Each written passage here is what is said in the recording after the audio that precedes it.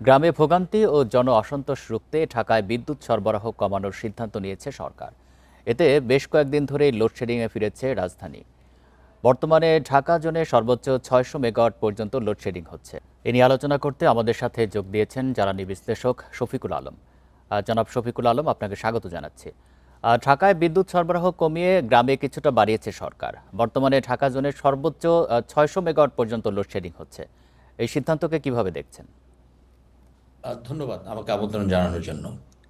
দেখুন, এই লোডশেডিং এর যে বিষয় সেটা কিন্তু সবার ক্ষেত্রে প্রযোজ্য এবং আমাদের যে চাহিদা বেড়েছে, বিশেষ করে এবার সামারে আমরা দেখতে পাচ্ছি চাহিদাটা বেশ বেড়েছে। অন্যদিকে আমরা পর্যাপ্ত জ্বালানি সরবরাহ করতে পারছি না, এই কারণে লোডশেড করতে হচ্ছে। এবং এটা ইকুয়ালি ডিস্ট্রিবিউট, একদম ইকুয়ালি না হলেও এটা যেন অ্যাটলিস্ট শহরগুলোতেও ডিস্ট্রিবিউট করে দেওয়া হয়। কেননা একটা পর্যায়ে মাসখানেক আগেও দেখা গিয়েছে গ্রামগঞ্জে 8 থেকে 10 ঘন্টা 12 ঘন্টা লোডশেডিং হচ্ছিল। এই ক্ষেত্রে শুধুমাত্র যে ইকোনমিক অ্যাক্টিভিটি এফেক্টেড হচ্ছে তা না, তাদের লাইফ, লাইভলিহুড সব অনেক কিছুই এর সাথে জড়িত। কাজেই এটাকে আমি মনে করি ইতিবাচক, কারণ সমস্যা আসলে সেটা ভাগ করে নেওয়াই উচিত। সারা দেশে ২,০০০ থেকে ৩,০০০ মেগাওয়াট পর্যন্ত বিদ্যুৎ মেগাওয়াট পর্যন্ত লোডশেডিং হচ্ছে। এই যখন অবস্থা, এটি আশু সমাধান কি?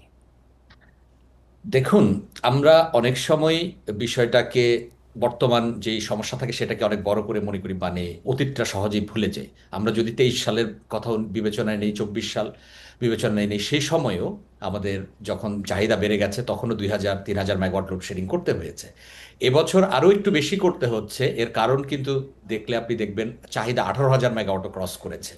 হ্যাঁ, 17,000, 17,500 মেগাওয়াট ফ্রিকুয়েন্টলি থাকছে, যেটা আগে ছিল না। অন্যদিকে আমরা পর্যাপ্ত জ্বালানি আমদানি করতে পারছি না, এলএনজির ক্রাইসিস, সবকিছু মিলিয়েই এই লোডশেডিংটা হচ্ছে। কাজে এটা আমাদেরকে মানতে হবে।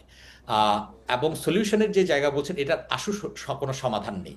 আমাদের দীর্ঘমেয়াদে সমাধান করতে হবে। এখন যেটা হচ্ছে যে বেটার ম্যানেজমেন্ট। আর আরেকটি বিষয় হচ্ছে কি, আগামী সামারটা যেন বেটার হয়, সেজন্য গভর্নমেন্টকে এবং সবাইকে এখন প্রস্তুতি নিতে হবে।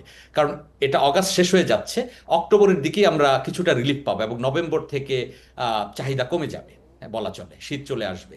কাজে এই যে টাইমটা আছে, এই টাইমটা ইউটিলাইজ করে আগামী সামারের জন্য আমাদের ব্যবস্থা নিতে হবে। এবং রূপপুর নিউক্লিয়ারের একটা ইউনিট, সেটা যদি আগামী সামারে আমাদের 800-900 বা 1,000 মেগাওয়াট সরবরাহ করতে পারে। এর পাশাপাশি গভর্নমেন্ট কিন্তু রিনিউয়েবল নিয়ে বেশ কিছু কাজ করছে। এখান থেকে আমরা যদি কিছু সাফল্য পাই, প্লাস গ্যাসের কাজ যেগুলো করে যাচ্ছে, এক্সপ্লোরেশন, ছোট ছোট কিছু যদি সফলতা আসে, তাহলে হয়তো আগামী সামারটা বেটার হবে। বাট আমাদের এখন থেকে প্রিপারেশন নিতে হবে। আর আরেকটি জায়গা হচ্ছে কি, পেমেন্ট ব্যাকলগ থাকে অনেক ক্ষেত্রেই। প্রাইভেট পাওয়ার প্রডিউসাররা পর্যাপ্ত অনেক সময় সাপ্লাই করতে পারে না পেমেন্ট ব্যাকলগের কারণে, সেটাও যেন তৈরি না হয়, সেদিকেও গভর্নমেন্টের মনোযোগ দেওয়া প্রয়োজন। গ্রাম এবং শহরে বিদ্যুৎ বিতরণের ক্ষেত্রে কোন কোন বিষয় বিবেচনায় রাখা হয়? না, দেখুন, আমরা এটা আগেও খেয়াল করেছি অনেক ক্ষেত্রেই। এটা যেহেতু শহরে এখানে ইকোনমিক অ্যাক্টিভিটির বিষয় আছে এবং আশেপাশে ইন্ডাস্ট্রিয়াল জোন আছে, এসব কিছু বিবেচনা অনেক ক্ষেত্রেই শহর কিছুটা অ্যাডভান্টেজিয়াস অবস্থায় থাকে। তবে আমার মনে আছে 2022 সালে যখন ইউক্রেন রাশিয়া ক্রাইসিসের পরে, পার্টিকুলারলি জুন জুলাইয়ের দিকে, আমরা যখন সিগনিফিকেন্ট প্রেসারে পড়ে গেলাম, ফরেন কারেন্সি রিজার্ভের ইস্যু এবং এলএনজির দাম হু হু করে বেড়ে বেড়ে গেল।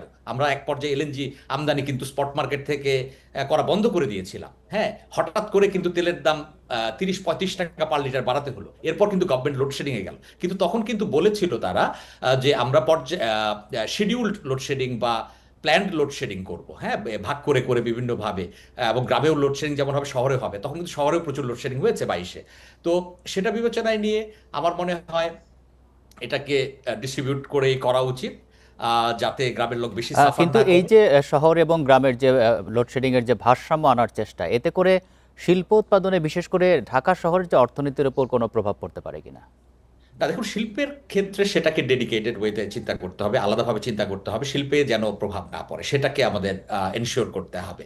এবং সে কারণেই তো মাঝখানে আলোচনা হলো গত 2-3 দিন আগে, যে তেল ভিত্তিক উৎপাদন বাড়িয়ে হলেও শিল্প খাতে যেন পর্যাপ্ত জ্বালানি সরবরাহ করা যায়, সেটা আমাদেরকে এনশিওর করতে হবে। এই জনাব শফিকুল আলম, আপনাকে অসংখ্য ধন্যবাদ দিচ্ছি আমাদেরকে সময় দেওয়ার জন্য।